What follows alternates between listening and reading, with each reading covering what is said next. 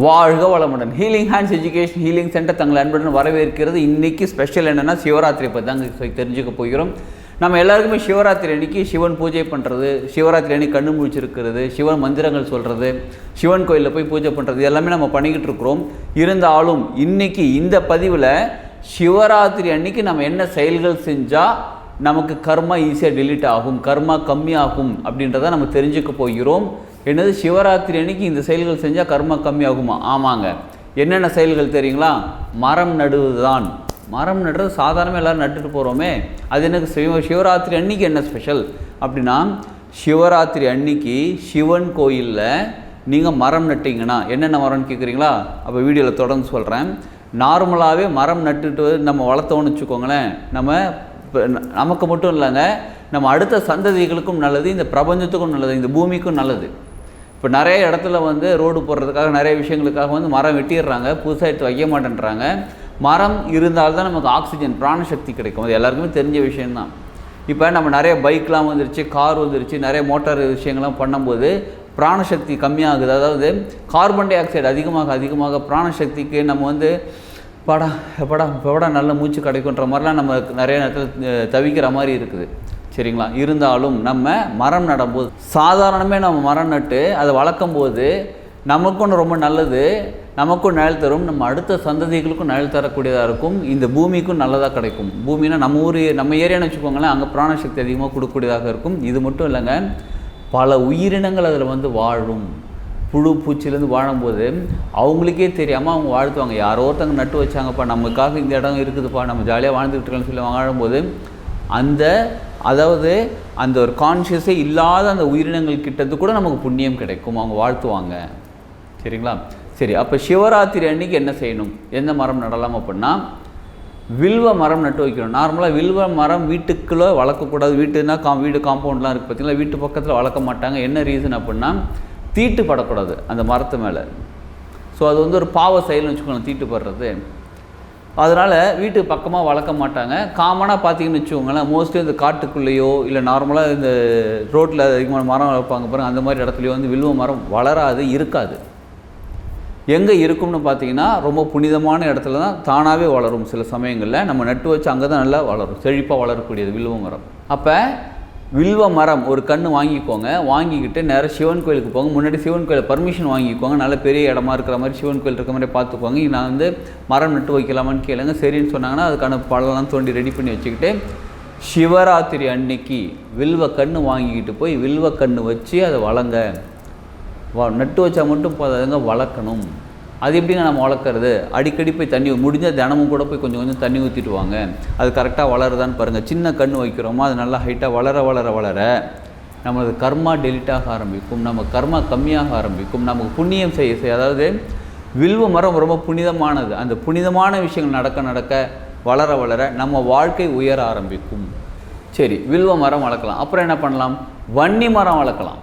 அதே மாதிரி சிவன் கோயிலில் முக்கியமாக கவனிச்சுக்கோங்க, அதுவும் வில்வ மரம் ஸ்பெஷல் இருக்குது பாருங்கள். சிவனுக்கும் உகந்தது, சக்திக்கும் உகந்தது, முருகருக்கும் உகந்தது.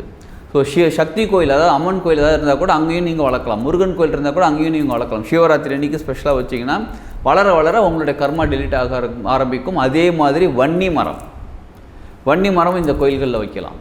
சரி, வில்வ மரம் ஓகே, வன்னி மரம் ஓகே. வேப்ப மரமும் ரொம்ப நல்லது. வேப்ப மரம் மோஸ்ட்லி அம்மன் கோயில் இருக்கும், சிவன் கோயிலையும் வளர்க்கலாம். சாதாரணமாகவே வேப்பங்கன்று நம்ம கடையில் வாங்கிட்டு வச்சிடலாம். இல்லை விதை கிடைக்கும், பந்து மாதிரி கிடைக்கும். அந்த பந்து போட்டு அதில் கொஞ்சமாக சின்ன வளர்றது, கொஞ்சம் தண்ணி ஊற்றி வளர்க்க அது வெளியெலாம் போட்டு தேவைப்பட்டா வெளியெலாம் போட்டு வளர்க்க நம்ம வாழ்க்கை உயர ஆரம்பிக்கும். வேப்ப மரமும் ரொம்ப அம்மன் கோயிலில் வச்சா ரொம்ப சிறப்பு. அதுவும் சிவராத்திரி அன்னைக்கு.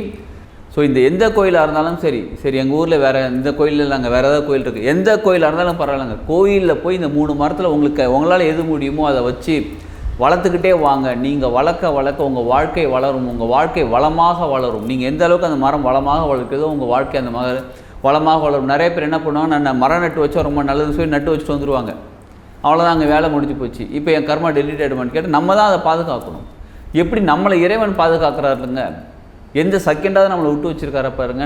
எப்பயுமே நமக்கு உயிர் சக்தி கொடுத்துக்கிட்டே இருக்கார், சுவாசம் வழியாக கொடுத்துக்கிட்டே இருக்கார். அப்போ எப்பயுமே நம்ம பிரபஞ்ச சக்தியும் கொடுத்துக்கிட்டு இருக்கா, நம்ம சக்கரங்களை இயக்கிக்கிட்டு இருக்கா, நம்ம எனர்ஜி படி இயக்கிட்டு இருக்கா, நம்மளை இயக்கக்கூடிய சக்தி எப்பயுமே பிரபஞ்சம் கொடுத்துக்கிட்டே இருக்காங்க, இறைவன் கொடுத்துக்கிட்டே இருக்காரு பார்த்தீங்களா. அப்போ நம்மளை அவர் தான் வளர்த்துக்கிட்டே இருக்காரு. அதே மாதிரி நம்மளும் நம்ம நட்டு வச்ச மரத்தை அதை வளர்க்க நம்ம வாழ்க்கை செழிப்பாக வளரும். இதனால் நிறைய விஷயங்கள் நல்ல விஷயங்கள் நடக்குங்க. அடுத்த சந்ததிகள் உயர்வாங்க, அடுத்த சந்ததிகள் நிறைய விஷயம் கிடைக்கும். ஏற்கனவே சொன்ன மாதிரி சின்ன சின்ன புழு பூச்சி வண்டு பறவைகளும் கூட வந்து வாழ ஆரம்பிப்பாங்க. ஸோ சிவன் ராத்திரி அன்னைக்கு உங்களால் முடிஞ்ச அளவு இதெல்லாம் செய்யுங்க. சரி, எங்கள் வீட்டுக்குள்ளே நிறைய பெரிய இடம் இருக்குது, நான் கிராமத்தில் தாங்க இருக்கேன், நல்ல பெரிய இடம் இருக்குது அப்படின்னு கேட்டால் வில்வ மரம் மட்டும் வேண்டாம், அதை தவிர வன்னி மரம், வேப்ப மரம் எதை வேணாலும் நல்லா வைங்க. அதுவும் காம்பவுண்ட் ஒட்டிலாம் வச்சிடாதீங்க, ஏன்னா நல்லா வேர்லாம் பெருசாக வரும். அதில் அடியில் கீழையும் வேர் போகும், அடியில் பெருசாகவும் வேர் வரும். அதனால் காம்பவுண்ட் ஒட்டி வைக்காதீங்க, கொஞ்சம் நல்ல பெருசாக ஸ்பேஸ் இருந்தால் அங்கே வந்து நீங்கள் வச்சு வளங்க. சரி, சிவன் கோயிலில் வளர்க்குறது போல் வீட்டில் வளர்க்கலாமா? முடிஞ்சால் நீங்கள் வீட்டிலே கூட வளங்க.